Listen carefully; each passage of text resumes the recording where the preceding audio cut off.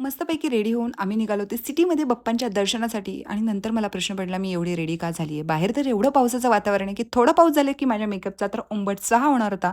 तरी पण मी काय मेकअप करणं सोडणार आहे का?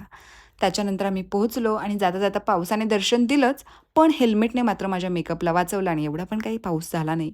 भूक लागलेली कडकडून ते काका दिसले भेळ बनवताना म्हटलं ट्राय करूयात. भेळ खाता-खाता काकांनी त्यांच्या फॅमिलीची पूर्ण हिस्ट्री, त्यांची मुलं काय करतात सगळं आम्हाला सांगितलं. पण खरंच त्यांची भेळ खूप जास्त कडक होती आणि सगळ्या दर्शनादरम्यान ना मला 6 ते 7 गांधीजींच्या व्हर्जनचं दर्शन झालं.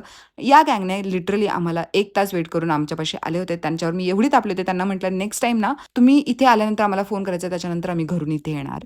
त्याच्यानंतर आम्ही दर्शन चालू केले आणि एवढी गर्दी कोणाला होती, तर ही होती बाप्पांच्या म्हणजेच आपल्या दगडूशेठ बाप्पांच्या दर्शनासाठी, जिथे आमच्यासोबत खूप मोठा स्कॅम झाला, जो मी YouTubeच्या मोठ्या व्हिडिओमध्ये सांगणार आहे. सो तो व्हिडिओ पाहायला विसरू नका, जिथे मी मानाचे 5 गणपतीही दाखवणार आहे. जे पुण्याच्या बाहेर राहतात त्यांनाही पुण्यातल्या गणपतींचं दर्शन नक्कीच होणार आहे.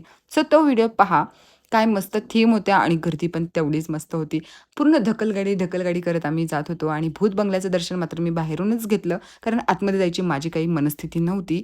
रात्रीचे 11:30 झाले होते. खूप जास्त भूक लागलेली, सो आम्ही गेलो जेवायला आणि या हॉटेलला आम्ही याच्या अगोदर पण आलो होतो. सो इथंच जाणं मी प्रिफर केलं, कारण भूक कडकडून लागलेली आहे आणि आम्हाला अजून खूप जास्त चालायचं होतं. सो जेवण करणं आणि चांगलं जेवण करणं गरजेचं होतं आणि इथे काय क्वालिटी जेवण भेटलं. वाह! वीकेंडला बाप्पांच्या दर्शनासाठी जे कोणी अशा विचाराने येत असेल ना, की आपण संध्याकाळी लेट जाऊ म्हणजे निवांत दर्शन होईल, गर्दी पण नसेल, तर ही होती रात्रीच्या 1 वाजताची गर्दी, जेव्हा आम्ही रिटर्न जायला निघालो होतो आणि असली तुफान गर्दी होती, की आम्ही आलो होतो तेव्हा तर काय निवांत वातावरण होतं असं मला वाटायला लागलं. सगळ्या गणपती बाप्पांचा व्हिडिओ पाहण्यासाठी ना आपलं YouTube चॅनल आत्ताच सबस्क्राईब करून ठेवा. लिंक बायोमध्ये दिलेली आहे.